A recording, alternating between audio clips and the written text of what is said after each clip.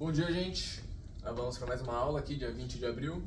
Então, para começar essa aula, a gente vai retomar alguns conceitos que aprendemos nas aulas anteriores. Então, o primeiro conceito que nós vimos foi o conceito de soma, né?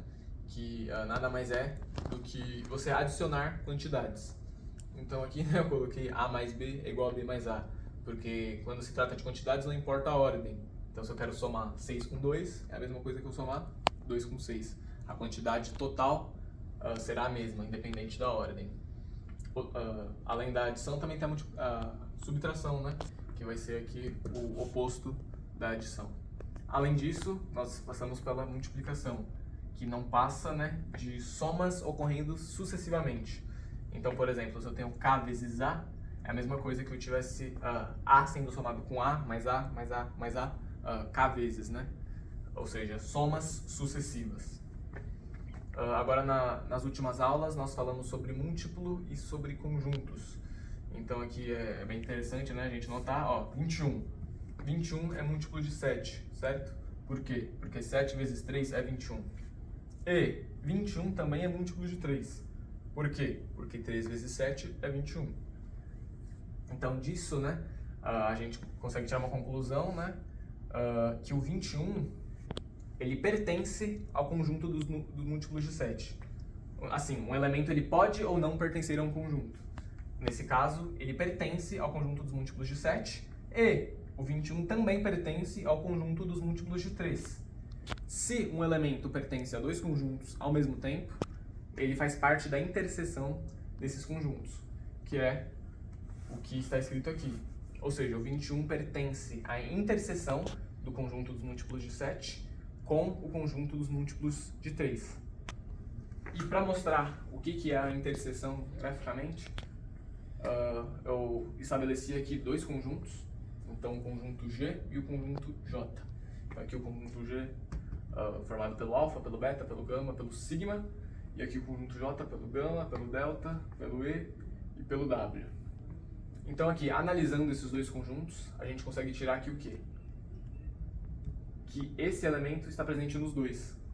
Ou seja, se ele está presente nos dois, ele faz parte, né, ele pertence à interseção. No caso, ele é o único elemento que pertence, então ele é a própria interseção desses conjuntos. Agora, a união desses conjuntos. A união vai ser todos os elementos que estão em ambos os conjuntos. Ou seja, a gente tem aqui o alfa, o beta, o gama, sigma, delta, enfim, nós temos todos os elementos que estão presentes em ambos os conjuntos. Agora, a dúvida que fica, né? O que a gente quer fazer? A gente quer contar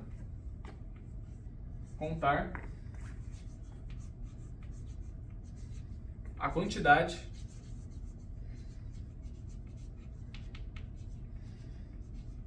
de elementos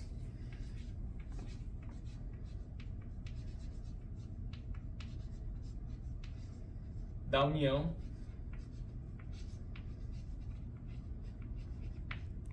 G com J.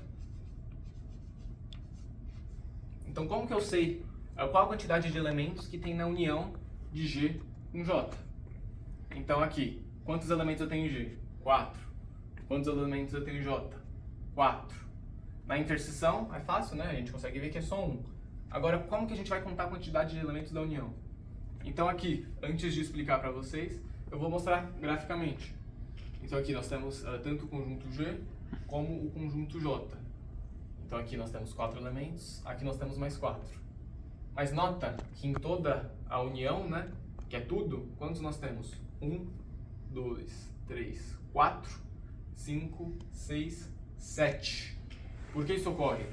Se ambos os conjuntos têm 4 elementos? Porque a gente não soma esse daqui duas vezes, a gente só vai contá-lo uma única vez, porque ele pertence a ambos os conjuntos. Então, quando a gente quer contar, né, a quantidade de elementos da união, como que a gente faz? Então, esse símbolo aqui vai representar a quantidade, né, de elementos. Então, a quantidade de elementos da união G, J vai ser igual à quantidade de elementos que a gente tem no G mais a quantidade de elementos que a gente tem no J menos a quantidade de elementos que a gente tem na interseção de G com J. Então aqui, 4 mais 4 menos 1. Ou seja, né, aqui nós vamos ter 7 elementos na união dos dois conjuntos. 2, 1 e vai. E aí, gente, vamos continuar então falando sobre conjuntos numéricos. E, bom, a gente cria então a ideia de conjuntos e os conjuntos numéricos como o conjunto, né, os conjuntos que vão guardar os números. Então, como a gente já conhece que números são infinitos e a gente tem uma quantidade infinita de números, a gente precisa então organizar e classificar quem são eles. E para isso a gente pode começar com os conjuntos naturais, que são aquela ideia que a gente teve na aula passada sobre contagem. Então a gente conta a partir daquilo que a gente vê, da quantidade que a gente tem. Então 1, 2, 3, 4 e por aí vai quantidades, isso vai até infinito. E também a gente tem o zero como um elemento desse conjunto. Porque a gente pode contar, por exemplo, a quantidade de unicórnios presentes nesse vídeo, né, que é uma quantidade de zero. Então, esses são os conjuntos dos números naturais e eles foram muito importantes na história da humanidade por muitos anos. Então, a gente contava aquilo que a gente via, só que aí chegou um momento que a gente precisou contar outros tipos de coisas. Coisas que talvez não representem uma quantidade exata, mas uma quantidade de falta. Que isso vai ser o conjunto dos inteiros.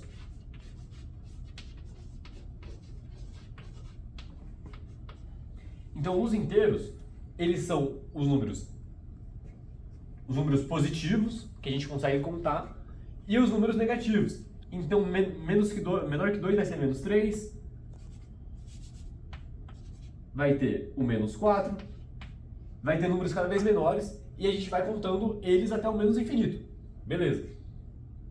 Só que acontece, tanto o conjunto dos naturais e o conjunto dos inteiros, eles são baseados numa ideia de unidade.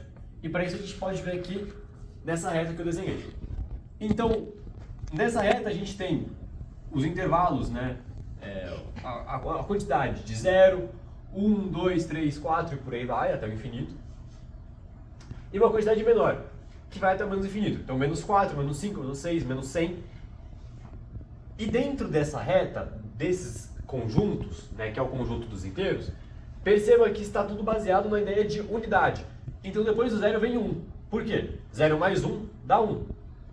Depois do 1, a gente tem uma outra ideia de unidade. Então, 1 mais 1 vai dar 2. Então, a gente soma unidades, unidades, unidades, 1 mais 1 mais 1 mais 1 mais 1, que vai construindo os números infinitos positivos e vai construindo os números negativos, infinitos negativos. Então, a gente tem que conversar, talvez, sobre essa ideia de unidade. Porque, bom, a gente sabe muito bem que não existem apenas esses números. Existem números no meio desses números aqui. Então, entre 0 e 1, a gente conhece, por exemplo, o 0,25, o 0,05, que é o meio. E esses números não fazem parte desse conjunto, desses dois conjuntos. Então, a gente precisa resolver o problema que é onde estão esses números.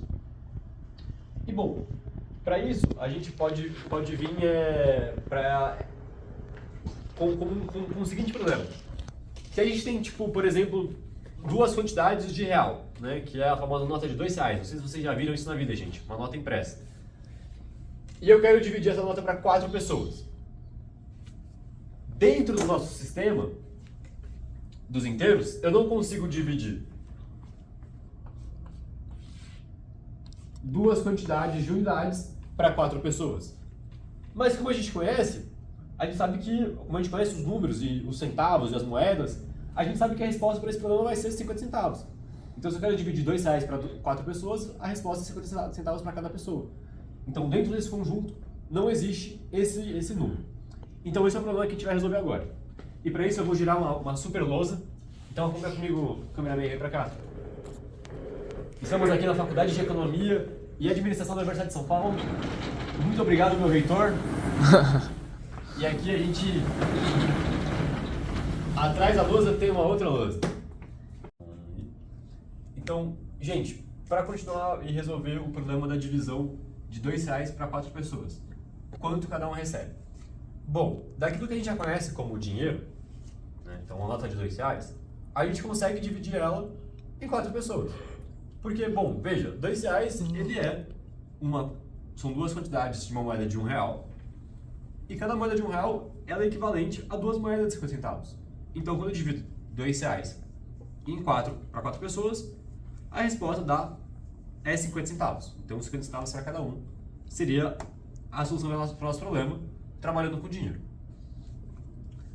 Mas como a gente estava trabalhando nos conjuntos dos inteiros e dos naturais, quando eu pego o número 2 e eu tento dividir por 4, eu não consigo achar a resposta, né? E a resposta para esse problema seria um número que está entre 0 e 1, que é justamente essa quantidade de 50 centavos. Então, para isso, a gente cria na matemática o conjunto dos números racionais. Então, a gente disse que em uma quantidade A, queremos dividi-las em B partes. Isso vai ser uma fração A sobre B. E, então, utilizando a ideia dos racionais, a gente consegue resolver a ideia do dinheiro e criar, então, esse conjunto.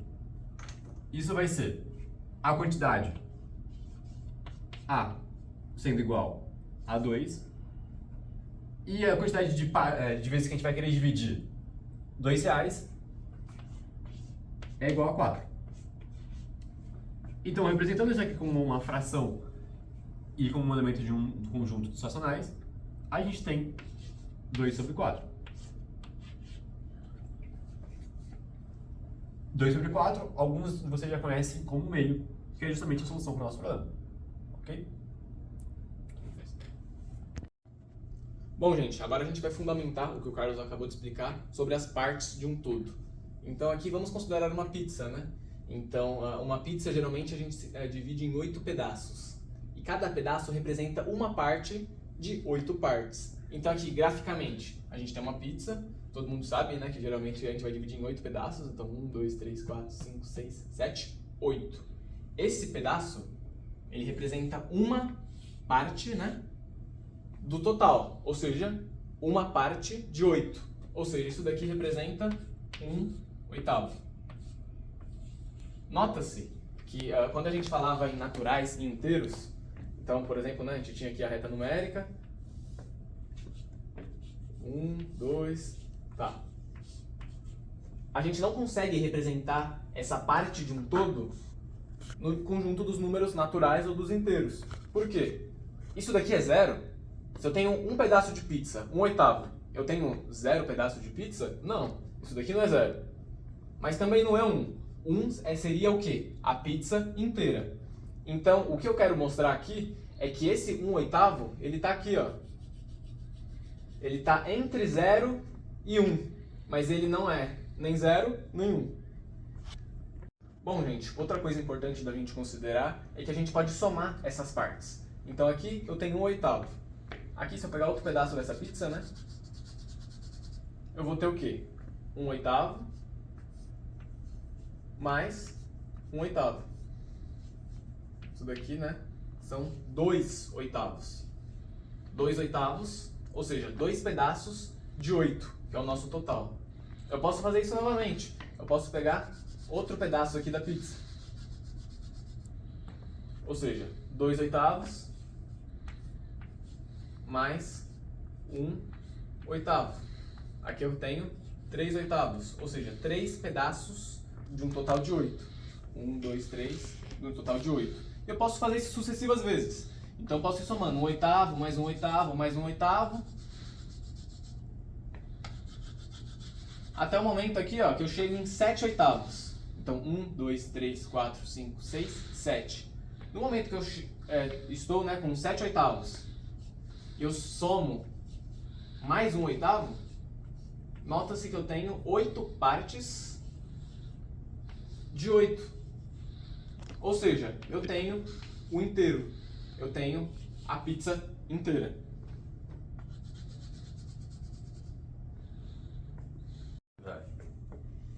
Gente, para finalizar o vídeo de hoje, a gente vai falar sobre o Malbataan e o Homem que Calculava. Esse livro, ele é do escritor Malbataan, que é um pseudônimo do professor Júlio César, um professor brasileiro, que escrevia sobre matemática recreativa com pseudônimos, isso é, nomes que não são deles, então ele inventou o nome Balbatarran para falar sobre matemática. E nessa história é narrada a história do homem que calculava, que é o Benemin Samir. E um dos trechos da história, a gente pode classificar o Benemir, né, no primeiro capítulo, como um grande fofoqueiro. Porque o que acontece? Ele estava lá, né, o Benemir Samir, e um cara que está narrando, uma Balbatarran que está narrando a história, junto com o Benemir, e eles estão com o cabelo do lado, andando, e aí eles ouvem uma discussão, né, de três irmãos. Esses três irmãos estão gritando, estão esperneando, estão bravos, e eles estão chateados, porque assim, o pai deles morreu, o pai deles acabou de morrer. E o pai deles morreu e deixou de herança para eles dividir 35 camelos entre os três irmãos. Mas o que acontece? O pai, ele deixou algumas regras para que houvesse essa herança. E essas regras são as seguintes. O irmão mais velho ficaria com metade de 35 camelos da herança. Um terço desses 35 camelos ficaria para o irmão do meio. E um nono desses 35 camelos fica com o irmão mais novo. E o problema que eles chegam é o seguinte: quando você tem 35 dividido por 2, a gente tem 17,5. E assim, como é que você vai pegar um camelo, né? Você vai pegar 17 camelos, vai pegar mais metade de outro camelo. Como é que você vai pegar 35 dividido por 3, que seria um terço, um terço da quantidade, e você vai conseguir 11 e pouco. É aproximadamente 11, tá, gente? É um número bem doido. E como você vai fazer com 35, você vai dividir por 9, que é quase 4. Então essa era a briga dos irmãos. E o Benemir Samir, que é o homem que calculava, que é um homem muito inteligente e conhece da matemática, ele é super sábio, ele falou: eu vou resolver esse problema de vocês. E o que ele fala? Como ele estava, né, com uma Balbatarran e ele estava andando com um camelo do lado, ele falou o seguinte: amigo, me dá esse camelo. E ele pegou o seu camelo e falou: olha, ele 3 irmãos, agora eu vou dar esse camelo para vocês, para você. E quando eu dar esse camelo para vocês, vocês vão resolver o problema de vocês. Porque eu, como sou um homem bem sábio, eu sou um homem que calculava, vou resolver essa parada. Então o que nós vamos ter, galera? Esses 35 camelos agora viram 36. Eu vou fazer aqui em cima mesmo. Então 36 dividido por 2, isso aqui dá 18. E o homem calculava e falou assim para o irmão mais velho: irmão mais velho, você aceita esse termo? Você ia ganhar 17, era para você ganhar 17. Mas aí você vai ficar com 18. Então tudo bem para você? Parece honesto? Bom, o irmão mais velho falou: tudo bem, para mim parece justo. Por irmão do meio, esses 35 viraram 36, então 36 dividido por 3, quando você faz a conta, dá 12. O Benemir, o homem calculava, fala pro irmão do meio: para você parece justo ganhar 12 camelos? Bom, o irmão do meio fala: pô, para mim parece justo, ia ganhar 11 e ficou com 12, tá ótimo. E pro irmão mais novo, o 35 virou 36, 36 dividido por 9, isso aqui dá 4. Então, para quem ia ganhar uma coisa menor que 4, 4 tá bom. Então, o problema dos 3 irmãos então parece resolvido, porque agora todo mundo, antes que estava com número com vírgula, agora tem uma quantidade exata de camelos. Só que perceba o seguinte, galera: 18 mais 12, isso aqui dá 30. 30 mais 4 dá 34. Uai, não eram 36 camelos? Onde vão ficar os outros 2 camelos? Então o Benemir, ele chega e fala o seguinte: os 2 camelos que sobram, um eu devolvo para o meu amigo no Balbatarran, e o outro fica para mim. Então, perceba, o Balbatarran, ele conseguiu arranjar um camelo de uma conta que faltava camelos. Então, esse é um trecho muito legal, que vem falar sobre a ideia de racionais, de como a gente trabalha com os números com vírgulas e como a gente efetua operações e consegue transformar esses números que antes as divisões dão complicadas, a gente consegue transformar em algo que sobra, tá? Então esse é um trecho muito legal da história do homem que calculava. A gente vai falar mais desse livro durante o resto do ano, tá? E ela vai acabar aqui por alguns outros motivos, depois a gente continua na aula seguinte, tá? Então, muito obrigado por assistir, muito obrigado pela presença, curta, compartilha, participe da aula. Muito obrigado pro João, grava o João aí. Muito obrigado, João, muito obrigado, Arthur, tá? É isso, galera, estudem. Tchau, estudem. Beijo, projeto Progressão, até logo mais. Até logo. Tchau.